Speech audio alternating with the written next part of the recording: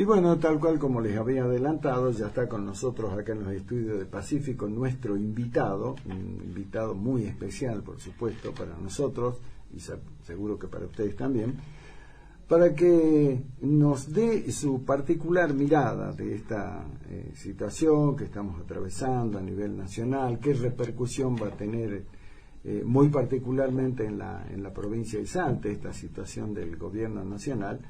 Y para eso lo hemos invitado, bueno, como digo, alguien a quien quiero mucho, respeto mucho, pero por sobre todas las cosas porque conoce y mucho de estos temas. Él es economista y también es politólogo, analista político.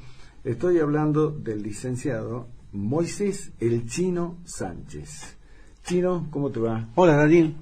Tanto estás? tiempo, gracias por invitarme. ¿No? La verdad es que hacía rato que no charlamos. Hace mucho, ¿no? Los micrófonos. Sí, ¿no? sí. En el café siempre, pero sí, siempre. En los micrófonos no. Bueno, ¿cómo andas, Chino? ¿Cómo te va? Bien. Analizando esto. Bueno. Te propongo una cosa. Sí. A ver si podemos, como siempre en la radio, en los medios de comunicación, el tiempo apremia. Entonces hagamos una mirada desde las ciencias sociales.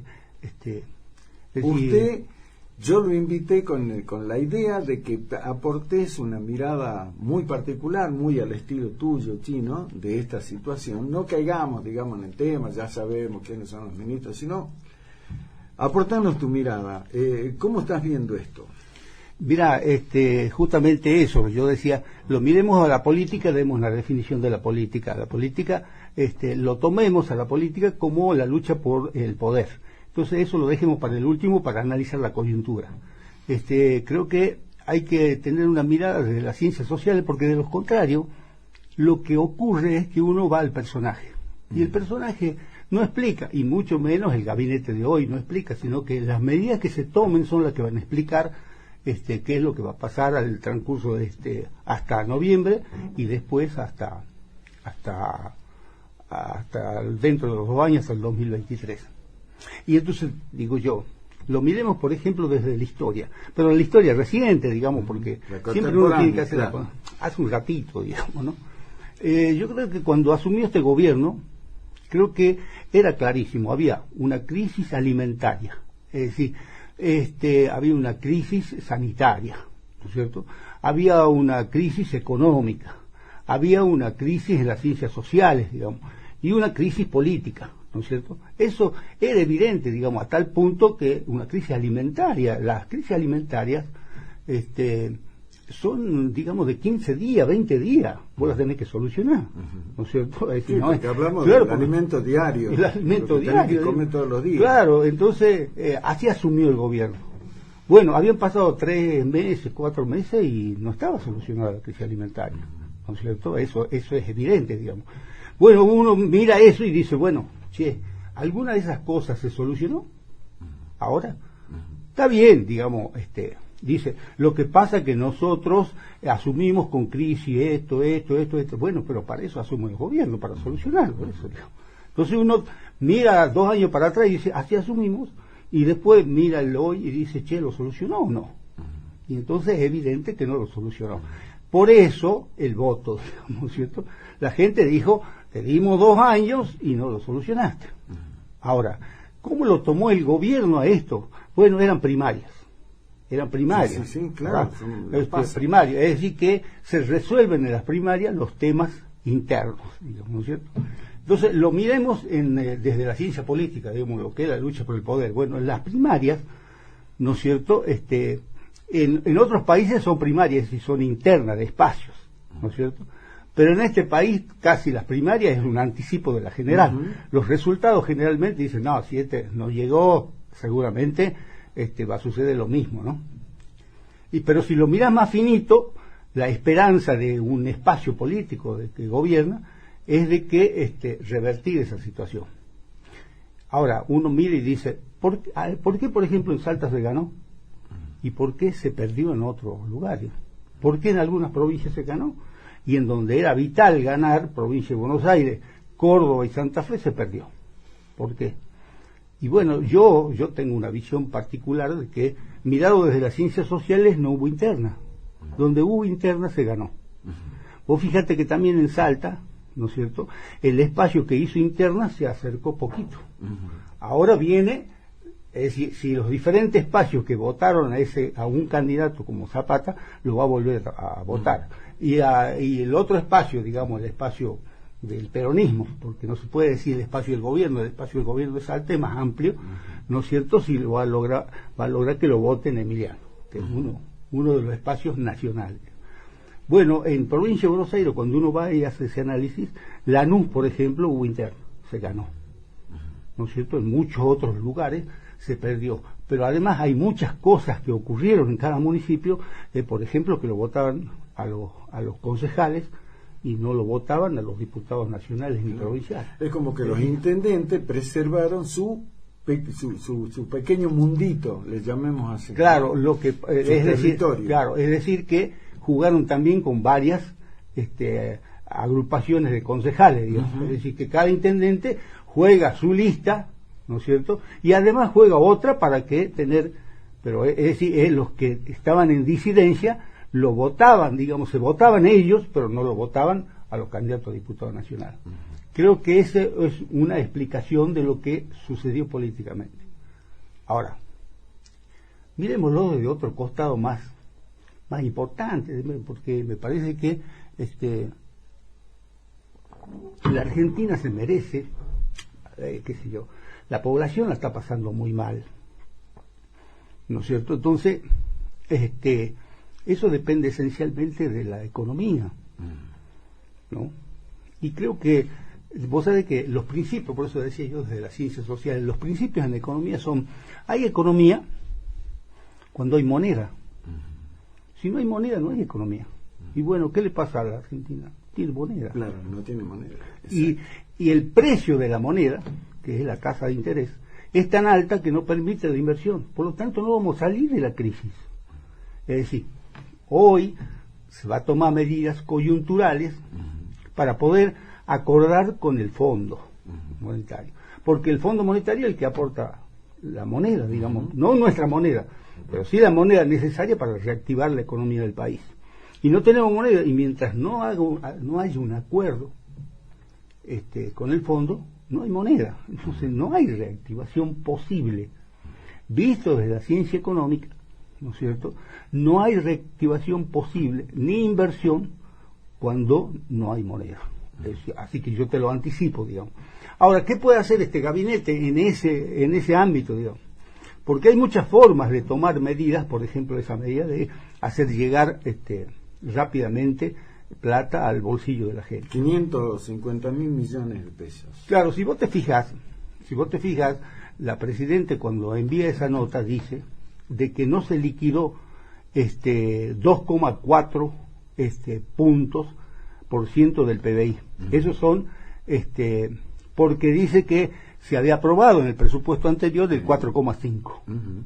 Se liquidó 2, es decir, del déficit, es decir, que está aprobado 2%, y hay 2,4 que no se hizo, que no se liquidó, digamos. Es decir, que estaba aprobado, digamos. Por supuesto está acordado con el fondo 4,5. Sí.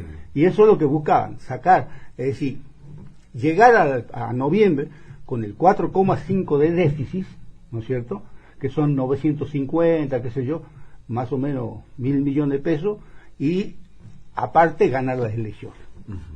Y entonces ganar las primarias, digamos. Y entonces con ese 2,4 que quedan, porque se liquidó nada más que 2,1, es decir, insuflar a la economía y ganar las generales en noviembre. Lo que advierte la Presidenta es, no, esto no vamos bien, digamos, porque dice que hablaba con Alberto Fernández, y Alberto Fernández le decía que no, que iban a ganar, todos estaban convencidos que iban a ganar. Es más, hasta la misma oposición pensaba que iban a ganar. ¿Por qué? Porque justificaba la angustia y lo que le sucedía a la sociedad, la pandemia. Es decir, estaban todos confiados en que a pesar del tremendo ajuste que había, que lo describe la Presidenta, lo mismo iban a ganar. ¿Por qué? Porque lo justificaba la pandemia. Bueno, la pandemia no lo justificó, ¿no es cierto? Y entonces se perdió las primarias. Es decir, que el 2,1, eso que son 550 millones, ¿no es cierto?, o 2,4% del PBI, Eso es lo que van a colocar. Ahora, hay muchas formas de ponerlo. Yo creo que lo que viene haciendo el gobierno nacional, que es darle a las organizaciones sociales, es relativo, no tiene impacto sobre el empleo, porque viste que todos dicen es asistencialismo. Claro, es asistencialismo. Bueno, yo creo que si lo ponen en los municipios es posible que ande. ¿Me entendés? No es lo mismo, digamos. Yo me acuerdo que en otra época, para equilibrar la desocupación en la Argentina ante la crisis, Duhalde y principalmente Menem, cuando hizo un artículo 59 donde le daba $200.000 a todos los municipios pequeños. Entonces el municipio daba laburo, digamos, de corto plazo, generaba trabajo, digamos, ¿me entendés? Es decir, y pequeñas obras que no impactan sobre la inflación, ¿me entendés? Yo creo que el error está ahí, técnico. Ahora, creo que de ahí, de una decisión como eso puede, puede darle esperanza a la gente, y si se coloca en los municipios de provincia de Buenos Aires o en las provincias donde se discute la senaduría, es posible que se tenga un mejor resultado. Ahora, eso no cambia la situación. A eso voy. Eso es lo que yo decía, porque ponele vos que se revierta, Chino. Ponele vos que se revierta la elección, no sería la primera vez que pase, es difícil, digamos, todo lo demás, pero ponele vos que en noviembre gana el gobierno, gana la elección, ponele que por poco, como sea, pero gana.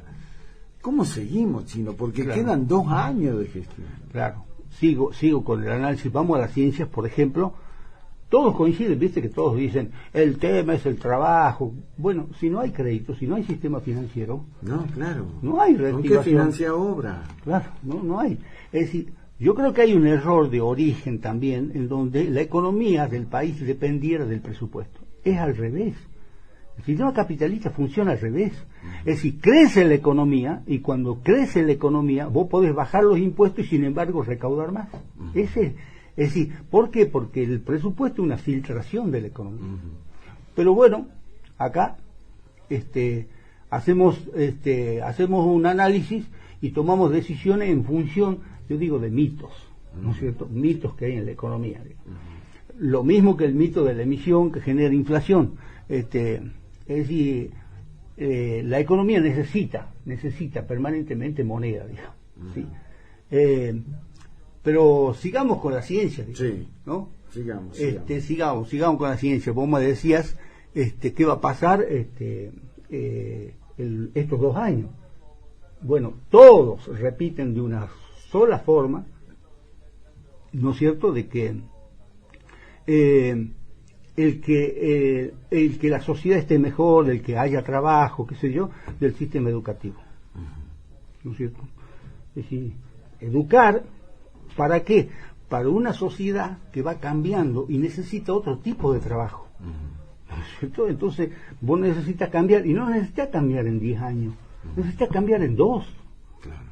¿Entendés? Porque si no, es decir, la revolución, no es que la revolución científico-técnica va a suceder, no, camina por las calles y te requiere otro tipo de trabajo, y resulta que lo que vos lo preparás a los alumnos en el primario, en el secundario, en la universidad, claro, no sirve para el trabajo. Sí. Entonces, así te ocurre, ¿viste? Esa noticia. También creo que aquí en Salta ya están faltando trabajo de calidad, digamos. Es decir, vos buscas un programador y no... Bueno, ha pasado hace poco con empresas que necesitan mano de obra calificada y no hay. Y bueno, ¿y eso de qué depende? Del sistema educativo. Claro. Es decir, si vos no modificás el sistema educativo, bueno, ¿qué se hizo en estos 2 años? Nada. En los anteriores 4 tampoco. Es decir, son premisas, es decir, es decir, yo por eso te digo, son mitos, ¿no es cierto? Dicen, qué sé yo, el Ministerio Científico Tecnológico, ¿qué hace? Y bueno, qué sé yo, bueno, sí, lo que tiene que la educación masiva es la que te va a salvar. Que todos estudiemos lo que nos va a servir como instrumento para el trabajar. Si no, y además, si vos, últimamente, digamos, aprendimos todos a manejar el celular, digamos, pero no a producir el celular. Por lo tanto, seguimos dependiendo, digamos, de la tecnología y del conocimiento de afuera, ¿no es cierto? Entonces no podemos producir nosotros en nuestro país es la revolución científico-técnica. Sin embargo, hay lugares en donde sí se produjo, por ejemplo en el campo, ¿no es cierto? Pero sí, hay un avance importantísimo. Hay un avance en todo, en la semilla, en las formas de sembrar, qué sé yo, hay en el tipo de ganadería que tenemos, qué sé yo, se puede producir mucho más el cerdo, qué sé yo, hay un montón de elementos necesarios. Bueno, no se hizo. Y luego, y eso ocurre porque no hay moneda. ¿Por qué? Porque lo que produce el dólar es la producción de bienes y después el bien vos lo vendés con valor agregado. Sí, sí. Y entonces la industria agroalimentaria, digamos, tan vapuleada, no tiene futuro por eso, digamos, porque no se pone la visión, digamos, en lo que se necesita. Acá se hizo algunas cosas, viste que acá en Salta se instrumentó los terciarios, como un acercamiento a eso, digamos, terciarios sobre el tema vitivinícola y de la economía andina. Es decir, cada departamento, digamos, tiene, ¿no es cierto?, terciarios, en la búsqueda, digamos, de la mano de obra. En Cafayate también hay, claro, lo que pasa, el por turismo, ejemplo, en la Puna. Claro, entonces, bueno, eso es lo que habría que profundizar. Bueno, pero venimos 2 o 4 según como se vea mal. ¿Por qué? ¿Y por qué no tenemos moneda? Bueno, repetir. Claro, ahora, Chino, el tema, indudablemente que el desarrollo, bueno, vos sos economista, el desarrollo en cualquier país del mundo se da a través de lo que significan la generación, digamos, de, como decías vos, ¿no?, de salir de la producción primaria, ponerle valor agregado y todo lo demás. Para eso necesitas capitales, necesitas inversión. Ahora, ¿cómo lográs en un país como no por lo que pasó ahora, no por la coyuntura, sino este país, desde hace años, es incapaz de generar inversiones? ¿Por qué pasa eso, Chino? Vos sabés que el gobierno radical, peronista, macrista, todo fracasamos espantosamente en ese tema. Bueno, lo primero que te dije es falta de moneda. ¿Por qué? ¿Por qué? Yo te voy a explicar. Porque no es tan difícil comprenderlo. Es decir, si vos vas ahora a los productores salteños, ¿no es cierto?, que tienen 500, 1000 hectáreas, 2000, 3000 y hasta 200 hectáreas, ¿no es cierto?, tienen una tasa de beneficio. ¿Qué es lo que pasa? Ellos dicen, si yo gané $300.000, ¿qué hago de ganancia? Lo pongo en una caja de seguridad. Porque no tengo seguridad, digamos, ¿no es cierto? Es decir, si yo lo pongo en peso, ¿no es cierto?, me cambia el valor del dólar y yo necesito comprar dólares, por lo tanto lo guardo. ¿Me entendés? Dicen de que en este momento, ¿no es cierto?, en las cajas de seguridad hay 80.000 millones de dólares aproximadamente.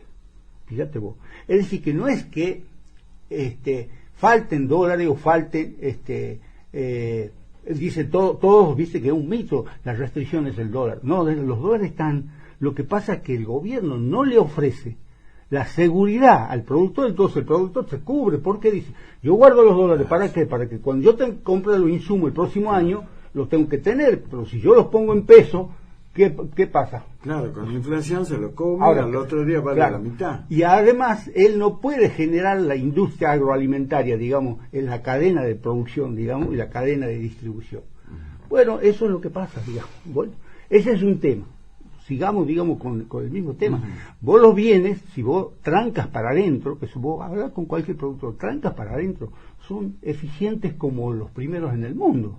En el campo argentino, te estoy diciendo, ¿no es cierto? Son, y bueno, vos sabés que la vacuna, la carne vacuna en la Argentina, la carne bovina y ovina también es de una calidad espectacular, ¿no es cierto? Ahora, ¿cómo la transportás?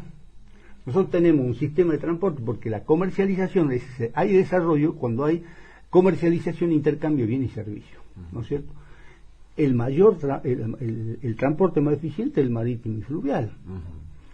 El segundo es el ferroviario. Y nosotros hemos elegido la automotriz, el peor. Claro. Es decir, esos son los cambios estructurales. Claro, bueno, eso es lo que hay que cambiar. Y, por ejemplo, la discusión está parada sobre la hidrovía, viste que todo el blanco, la hidrovía, todo la hidrovía. El problema no es de la propiedad, todavía seguimos discutiendo. Algunos lo presenta como una cuestión ideológica. Claro. ¿Cómo es ideológica? Hermano, es una cuestión de ver cómo hacemos para utilizar eso que otros países no lo tienen, nosotros sí, pero no lo aprovechamos. Claro, pero la discusión es ideológica. Ahora, el tema no es ideológico. No, por eso. Claro, Sí, ¿me entendés? sí, Si no, vos te no, paras, sí. es decir, si vos te paras y decís, mi ideología dice que la hidrovía tiene que ser de propiedad del Estado, entonces, bueno, no funciona, así no funciona, digamos, ¿me entendés? Sí. Entonces empezar a decir, bueno, para que funcione tengo que tener tanto de capital, y bueno, si no tenés moneda, pues, ¿de dónde vas a sacar? Claro, entonces, lo que te quiero decir es que sí se puede hacer con una política bien clara sobre cómo se hace, que no tiene nada que ver con la ideología, ¿me entiendes? Es decir, si vos estableces un tipo de control para que no se, es decir, para que el que la tiene que exportar, no la exporte desde Uruguay o desde Paraguay, porque no sé si vos sabías de que Uruguay y Paraguay en los números, digamos, exportan más alimentos que los argentinos, no puede ser, digamos. No, claro, es ilógico. Es ilógico, digamos. Sí. El Estado lo que tiene que hacer es controlar. ¿Controlar para qué? Y en una de esas, si controla bien, es decir, ¿no es cierto?, la exportación sube y se puede bajar las retenciones, por ejemplo. ¿Me entendés? Entonces, así funcionaría y generaríamos, digamos, el círculo virtuoso en la economía capitalista, que nadie se atreve a decir. Parecería que hay otra economía, que nosotros queremos otra economía. La economía que hay en el mundo es capitalista. Y si vos lo definías el capitalismo bien, lo que significa el capitalismo es acumulación de capital y de conocimiento en manos de privado o del Estado cuando le convenga al desarrollo del país. Te pongo un ejemplo para esta última definición. La NASA es del Estado. Ahora, ellos tienen el software, el conocimiento, digamos, de cómo se hace el cohete a la luna, digamos, ¿no es cierto? Ahora dice, el tornillo número 1.950.000, del mercado. Claro. Pero ellos, es decir, ¿para qué? Para que se desarrolle la tecnología, ellos tienen el software, digamos, ¿me entiendes? Toda la tecnología, digamos, esto que de lo que estoy hablando, el micrófono, todo se desarrolló en las Fuerzas Armadas Americanas, el Estado americano, digamos, ¿me entiendes? Ahora, después de que lo descubre, ellos tienen la punta del conocimiento, ¿no es cierto? Y después lo ceden a los privados. Y hay lugares en donde los privados, desde un taller, como por ejemplo Bill Gates, en realidad son talleres que acumulan un conocimiento donde no hace falta capital. La característica de esta revolución que vivimos es que no se necesita grandes sumas de capital, sino que acumulan a partir del conocimiento. El chip, todo eso, vos ves que materiales mínimos, ¿no es cierto? Bueno, también así se puede organizar la minería, todo, digamos, es posible. ¿Yo qué es lo que veo? Y lo veo, por eso digo yo, de que muchas veces los gobernantes argentinos se han olvidado de los libros y se han olvidado de la ciencia. ¿Me entiendes? Y yo, esto cuento siempre yo, de que había un presidente, Sanguinetti, que nos decía, no es que el poder corrompe, y que el poder absoluto corrompe absolutamente. El poder, decía él, embrutece. Y el poder absoluto atonta absolutamente, ¿no es cierto? ¿Por qué? Porque vos estás obligado a tomar decisiones todos los días tomas decisiones, y te olvidas del cuerpo doctrinario. Claro, lo más importante. Esto que nosotros charlamos acá con vos, que me parece un aporte extraordinario el que haces, sino porque estamos hablando de las cosas importantes, las cosas de fondo, no lo tendríamos que charlar nosotros acá, o lo podemos hacer, obviamente que sí, pero no se supone que esto tendría que estar hablando la clase política. La clase política en su conjunto. Pero claro. Para que no tengamos esta crisis de donde se pelea Cristina con Alberto, el otro con el otro. No tendría que estar hablando de esto. ¿Por qué el fracaso permanente, sistemático, de la clase dirigente argentina en ese sentido? Claro, echemos una mirada también desde la ciencia, digamos, desde la sociología. Vos sabés que cuando se va a construir un Estado-nación, ¿no es cierto?, se dice, hay que tener una población, hay que tener un territorio y hay que convocar a las culturas del país. Acá tenemos dos culturas políticas, el peronismo y el radicalismo, son dos culturas políticas, ¿no es cierto? Si vos las aglutinas, ejercer, es decir, en definitiva van al gobierno, ¿no es cierto?, la voluntad mayoritaria de la población, de uno y de otro lado, como piense, digamos. Entonces, el que llega al gobierno dice, yo creo que tengo que hacer así con los impuestos. y así con la moneda, con el sistema financiero, y así con el comercio exterior. Los tres instrumentos institucionales que tiene para manejar la economía, ¿no es cierto?, una nación, es el sistema financiero, en donde vos incluís también el mercado de capitales, ¿no es cierto?, que es el sistema bancario, el sistema de financiación, el sistema de banco, el sistema de la bolsa, ¿no es cierto? Es el sistema impositivo para decir, le vamos a sacar esto para ponerlo en la educación, para ponerlo en el transporte más eficiente. Es decir, vos lo sacás, ¿me entiendes?, con el acuerdo de todas las partes, porque vos le decís al productor, ¿usted qué es lo que necesita? Yo necesito mejor transporte, entonces bueno, vamos a sacar el presupuesto y usted lo va a ver que va a ser más eficiente, usted va a ser más competitivo, eso es lo que se hace. Y después dice, en el comercio exterior dice, y yo le voy a comprar lo que a usted le falta para adelantar, ¿no es cierto?, y voy a vender lo que me sobra, y usted tiene que tomar la mayor cantidad de trabajo. Son los principios. Elementales. Digamos. Ahora, es elemental, pero de eso no habla la dirigencia política. No está en la agenda. No está en la agenda. Y para decírtelo más claramente. De pronto el puterío. Claro. ¿Me entendés? Y esos temas que son de fondo no están. Sí, pero fíjate vos, yo de esto me causo siempre, lo digo entre amigos, bueno, ahora lo voy a decir, pero generalmente,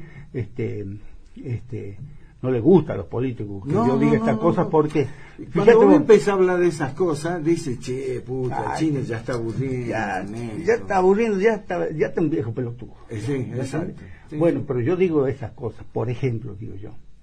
¿Viste que Cristina hizo el libro con el cual volvió al poder? Sí, es un libro de chisme. Claro. Claro,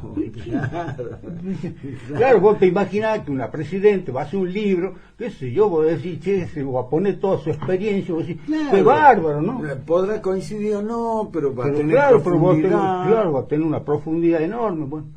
Y bueno, después vino Macri, hizo otro libro de chisme, y después vino la Vidal, y hecho otro libro de chisme, y ya se había anticipado Felipe Solá en otro libro de chisme.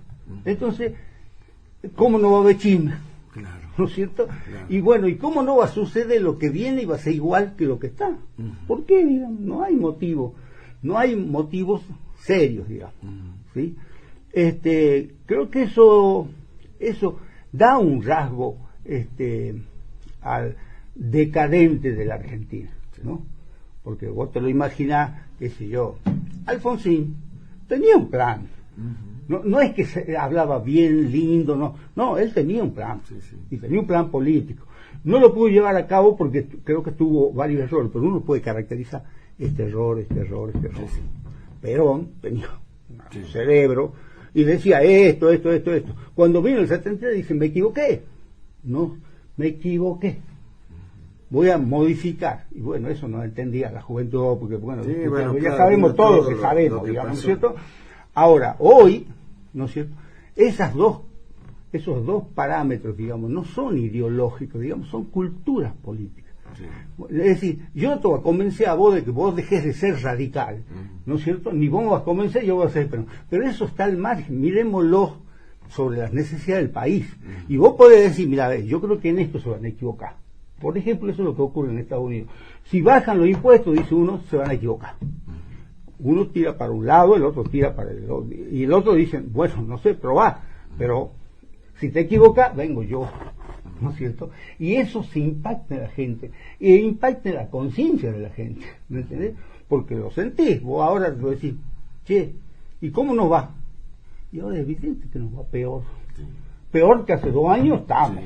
Sí. Ahora, sí, vos podés explicar que la pandemia, pero estamos peor, no hay caso. ¿Ya? Ahora, frente a esto, Chino, y más allá de la coyuntura, de esta pelea entre Cristina, Alberto y todo lo demás, frente a esto que vos acabas de explicar, venga, gana, revierte la elección en frente de todo, tienen 2 años por delante.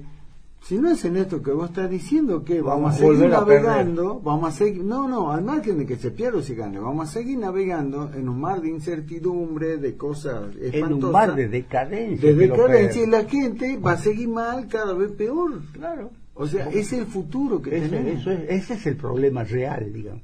El problema real es que cuando mira el joven, qué sé yo, mis hijos, Sí, tú, sí.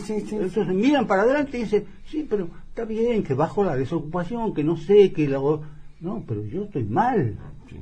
Yo no veo futuro, dice, yo no tengo laburo. Y lo que me enseñan... Yo hablaba de los jóvenes, y siempre, para vos que nos conocemos de toda la vida, siempre tu preocupación en el tema de los jóvenes, ¿no? Y yo decía, vos ves que los chicos, los jóvenes, los adolescentes, buscan como sea capacitarse, los que pueden en la universidad, el que no puede va a un terciario, el que no puede ir a un terciario va a una escuela de arte y oficio, y se capacita y hace esto, sale de la capacitación y dice, ¿y ahora qué hago? Nada, la única expectativa es conseguir algún amigo que tenga un político amigo, funcionario, diputado para entrar al Estado. Claro. Y vos sabés es el futuro de esa generación. Y bueno, ese es el problema. El problema real es ese. ¿Por qué? Y porque, te vuelvo a repetir, es decir, nosotros estamos, es decir, la clase política en general está lleno de mitos. ¿Entendés? Que no tienen nada que ver con es decir, con las ciencias sociales, es decir, con la forma de conducir un país. Es decir, todos te dicen, todos somos democráticos, pero hacemos al revés de la democracia, no hacemos ni interna, digamos.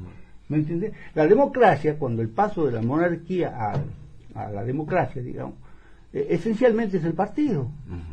Entonces claro, el partido es el sustento y la legitimación del gobierno, digamos. ¿No es cierto? La partidocracia del Estado, digamos. Entonces en el partido está, los cerebros, digamos, del partido dicen así. Y el gabinete está conformado por ese partido que dice, tenemos este pensamiento, ¿no es cierto? Busca sus mejores cuadros, lo pone en cada ministerio específicamente para desarrollar esa idea que se discutió en el partido. Entonces el partido, ¿no es cierto?, busca darle identidad partidaria a los genios, a los mejores profes, a los mejores, ¿me entendés? Y entonces, por supuesto, cuando hace eso, gana elecciones internas, los que saben más de la política, y entonces llegan al gobierno y dicen, ponemos estos cuadros que son los mejores. Bueno, pero hoy no hay partido en la Argentina. Los partidos no existen más. ¿Por qué? Cada tipo, hay tipos que llegaron en la banca legislativa y dicen, ¿vos por qué partido has llegado? ¿Qué sé yo? Entonces, bueno, ahí llega, digamos, la parte donde te escuchaba yo antes de llegar y que vos decías, sí, pero ¿y Filmo qué va a hacer? No estoy calificando ni bien ni mal, pero ni bien ni mal. Hasta 2 años sentado, 2 años, 4 años, ¿qué ha dejado para la Claro, no, pero te cuento, él tenía una visión, él es director de la Flaxo, es la organización europea, qué sé yo, bueno, él que cambió la Flaxo, es la que cambió en la época de Menem el sistema educativo. Después él llegó a ministro, también siendo la Flaxo, y lo volvió de vuelta.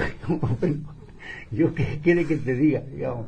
Sí, es simpático el hombre, digamos, pero la verdad que no es muy educado, ¿viste? Toma un café con él. Claro, además habla con R, ¿viste? No. De 10. Ahora, no sé qué va a hacer. Nunca lo escuché hablar de la revolución científica técnica, seguro, ¿no es cierto? Bueno, al otro no lo conozco, pero un día yo charlando con Mangabeira, en la Argentina, que había venido y con un director de ciencia y técnica, le digo, pero que no hay científicos. Le dice, el conocimiento de los argentinos es tan bueno como en el mundo. Y entonces, ¿cuál es el problema? Y me dice, no hay un sistema de acumulación y aplicación del conocimiento. Eso. Bueno, es decir, si vos lo llevas al sistema educativo, eso simple es un plan educativo. Es un sistema de acumulación y aplicación del conocimiento. Claro, bueno, es así de simple. Así de simple, llevado a todas las provincias. En donde lo que se necesita es modificar la currícula educativa, ¿a partir de qué? A partir, ¿no es cierto?, de lo que le sucede a la sociedad, lo que la sociedad necesita. Porque el ordenador de la sociedad es el trabajo. Sí. Así de simple es un sistema. Bueno, pero no tenemos nada de eso. Bueno, vos sabés que yo digo estas cosas que son tan simples, cuando uno le explica realmente es tan simple. Y entonces la gente me dice, qué inteligente que sos. Y yo le digo, no es cuestión de inteligencia. Yo entendí, ¿no es cierto?, desde muy chico, porque era mi obsesión, entender qué es lo que le pasaba, por qué yo estaba aquí y había otros que estaban más arriba. Entonces yo trataba de entender. Y entonces yo cuento que a mí viene y me dice uno, che, vos sabés que viene en contramano un auto por la Belgrano. Y entonces yo digo, va a chocar. Y entonces choca. Y entonces me dice, qué inteligente, ¿cómo te diste cuenta de que iba a chocar? Y digo, no, iba en contramano. ¿Cómo se iba a chocar? Hay un Lógico que choque. Obvio. Entonces vos me preguntas, che, ¿qué va a pasar? Y si vamos contramano del sistema de lo que le sucede al mundo y a la sociedad, entonces ¿qué nos va a pasar? Y que vamos a seguir chocando. Exacto. Ahora, esto no es cuestión ni de un partido político, ni del kirchnerismo, ni del macrismo, ni del peronismo, ni del radicalismo. Es un problema de la dirigencia política chino que hay que cambiar. Eso es. Esas son las cuestiones que todo el mundo dice, las cuestiones de Estado, las cuestiones estructurales, pero nadie dice cuáles son las cuestiones estructurales. Te vuelvo a repetir, una cuestión estructural necesaria cuando se hacen los acuerdos de Yalta o de Bretton Woods, ¿no es cierto? Dice, el comercio internacional lo rige patrón oro, el comercio nacional, la moneda nacional. ¿Qué es lo que hacen los organismos nacionales? Coordinan el comercio internacional. ¿Y qué es lo que hace la moneda nacional? Coordina el comercio y la producción. El comercio interno. Ahora, claro, ahora tiene que haber una relación acordada con el mundo. Porque si no la acordás... No puede estar descolgado. No puede estar en una sintonía y el mundo en otra. No podés hacer, porque son acuerdos internacionales, no podés decir, no, yo soy un capo y hago acuerdo con Cuba. No es así. No, para. No, yo no le doy bolilla a ninguno de esos 20 países, la G20 son eso. Lo dejaron entrar a la Argentina durante el gobierno de Cristina. Pero después no podés decir, no, yo me financio con Venezuela. ¿Por qué? Y porque me es simpático el hombre. Sí, claro, no es así. Es pintoresco, Maduro. Es pintoresco. Nosotros somos pintorescos. No, claro, nosotros debemos ser mejor. Ahora, fíjate vos lo que pasó con el tema de las vacunas, chino. ¿Cómo puede alguien haber dicho, no traigamos la Pfizer porque la hacen los norteamericanos, traigamos la Sputnik? Pero le demos el enfoque científico de vuelta. ¿Sí? Por Dios. Podemos hacer eso, porque lo miremos todo, así, tratemos de ser un poco serios, ¿te parece, Daniel? Obvio. Vos sabés que los que analizan el futuro, digamos, para decirlo de alguna manera, ¿no es cierto?, están diciendo que lo que va a cambiar, y la cuarta o quinta revolución tecnológica que ya avisoramos, ¿no es cierto?, el principal eje va a ser la salud. Es decir, es la acumulación de conocimiento, lo que te decía hace un rato. ¿De qué se encarga un Estado en su política? Acumulación y aplicación del conocimiento. ¿No es cierto? Por eso existe la OMS. ¿Por qué? Porque la industria alimenticia, ¿no es cierto?, va generando un problema ecológico en el cuerpo humano. Eso es lo que vos estás viendo que ocurre. Son diabéticos. 75% de los muertos, ¿no es cierto?, es por estrés, infarto cerebrovascular y por la diabetes. La diabetes es un problema alimenticio, un problema de que o te alimentás mal o no te alimentás. Entonces en Estados Unidos, por ejemplo, hay una cantidad de gordos enorme, diabéticos, ¿cierto? Entonces el sistema alimenticio está mal. ¿Por qué? Porque justamente eso ocurre, digamos, en lo que está ocurriendo en el mundo, es eso, digamos, que hay que modificar. Si vos tenés que modificar el sistema alimenticio o alimentario, tenés que modificar el sistema de salud. El sistema de salud tiene que estar puesto sobre qué. Y esos son, es decir, los últimos adelantos científicos. Por eso es la revolución científico-biotecnológica, digamos. ¿Por qué? Porque lo biotecnológica estamos tratando, en definitiva, de el cuerpo humano, ya, a esta altura, digamos. Entonces, bueno, de eso, o lo manejan los estados, la vacuna, el conocimiento de la vacuna, o el estado, o lo manejan los emporios, es decir, mundiales. Por eso, si vos te fijas los detalles, digamos, pues apenas empezó la pandemia, ¿qué es lo que hace Trump? Se pelea con la OMS. ¿Entiendes? Es decir, no te voy a dar el software de la vacuna a la OMS, porque la OMS, ¿qué iba a hacer? Lo distribuye en todos los países y solucionamos la vacuna, lo socializa, y el tema de la vacuna todos los estados del mundo lo producen y la pandemia se termina en un mes. Exacto. ¿No es cierto? Obvio, digamos. Bueno, eso no se podía hacer. Entonces, como no se podía hacer, empezaba la discusión. Por eso decía, la política internacional, en serio, está regida porque si vacuna o no vacuna. Es decir, si te dan la vacuna, no te dan la vacuna. Y la negociación del gobierno, es decir, se encara de esa manera porque, está bien, yo te compro a vos, pero vos me das el software. Entonces los otros le dicen sí, pero le empiezan que no. Entonces van a los rusos, te damos, pero me da el software y yo lo produzco, y entonces ahí está la negociación. Por eso se demora. Es decir, visto desde la ciencia, es de que la debilidad de nuestro Estado es como vos decís. Sí, está bien, puede haber errores, qué sé yo, que lo tenía uno que el otro. Lo cierto es que los argentinos no va mal. Claro, y tenía más de 100. Entonces, claro, y entonces, ¿qué es lo que pasó? Digamos, lo que pasó en realidad es que tuvimos que demorar la cuarentena. Y al demorar la cuarentena no se hace. Es decir, vamos a la ciencia, como decía el gobierno, creo, y también Macron dijo en un primer momento, es como una guerra, pero en donde el enemigo es un enemigo invisible, ¿sí? Bueno, hagamos el supuesto de una guerra, ¿no es cierto? En la guerra, ¿no es cierto?, ¿cómo operar? Es decir, estamos en guerra. ¿Por qué está en guerra? Vienen los aviones a bombardear. Entonces, ¿qué haces vos? Es decir, todo a esconderse debajo del soplo, al refugio, qué sé yo, ahí. ¿No es cierto? Hasta que pase el bombardeo. Sí.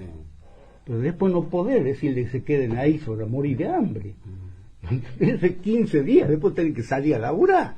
Después tener que salir a fabricar tanques, aviones, claro, qué sé yo, y está justificada la emisión. ¿Por qué?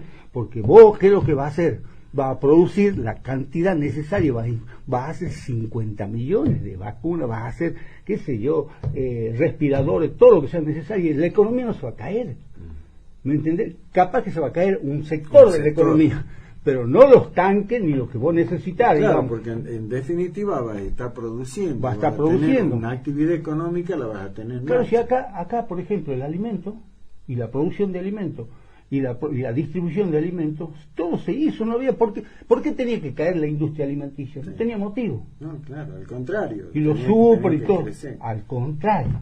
Pero ¿qué es lo que ocurrió? De que como el gobierno tomó malas decisiones en ese campo, la distribución es peor, porque no todos se pierden, no todos pierden en una crisis como esta. Exacto. Las crisis siempre son una oportunidad. Exacto, la palabra crisis es por ahí sinónimo de oportunidad. Claro. Tengo un mensaje larguísimo que me manda tu amiga, la señora Catalina Seriani, ya no tengo tiempo, me queda 1 minuto de programa, pero le digo, Catalina, que le voy a pasar su reflexión al chino, para que él lo conozca, cuál es la posición que tiene. Me leo un pedacito nomás, dice, creo que me gustabas más cuando eras peronista, dice, pero ahora hablas como liberal. Te dice la señora Catalina. Sí. Es un mensaje muy largo, así que bueno, no tengo tiempo para pasarlo, pero ya te lo paso a vos para que lo analice y lo vea. Chino, me quedé sin programa interesantísimo, por supuesto, claro, como siempre, el aporte. Bueno, pero bueno, yo creo que ese es el camino que hay que recorrer. Sí, ¿no? Es el camino, pero lamentablemente con esta dirigencia no lo vamos a hacer. Para la compañera Catalina lo voy a votar al peronismo siempre, pero ese no es el problema, ¿me entendés? Ese no es el problema, digamos. Siempre guardo la esperanza de que alguien tenga una solución para el país, porque esa es la parte. Pues sé que yo cuando hablo cuando estaba estudiando filosofía, ¿no es cierto?, siempre venían compañeritos y se ponían a charlar. Generalmente en la universidad el radicalismo y el peronismo es mala palabra, entonces lo que hay es liberalista y marxista. Sí, exacto. Entonces seguramente, entonces yo decía, yo hablo con los liberales y los marxistas promedio 10, porque eso después van a ser peronistas. Y tenías razón, hay un montón, ¿no?, que vienen de ahí. Sí. Chino, es fantástica la charla, qué lindo, ¿no?, para profundizar. Creo que esos son los temas de fondo que hay que hablar, pero repito, de eso tendría que estar hablando la dirigencia política de este país, de todos los partidos, peronistas, kirchneristas, macristas, radicales, pero no hablan de eso. Sí, Mirá la convocatoria que hay de toda la dirigencia de distintos partidos políticos, y de lo único que están hablando es si Cristina se va a seguir peleando con Alberto. Claro. Yo siempre hablo con algunos dirigentes y me dicen, sí, Chiro, en muchas cosas vos tenés razón, o qué sé yo, tenés razón, pero eso no está en la agenda y no está en el cerebro de la dirigencia política. Y bueno, ¿qué va a hacer? Es muy triste. Chino, gracias como siempre, un placer. Gracias a vos por invitarme y bueno. No, lo seguiremos haciendo, hay que profundizar, creo que hay que empezar a poner en agenda estos temas. Sí, hay que sacarse las trabas, hay que abrir la cabeza, salir de la coyuntura y del puterío, como claro, del chisme, digamos. Del chisme, exactamente.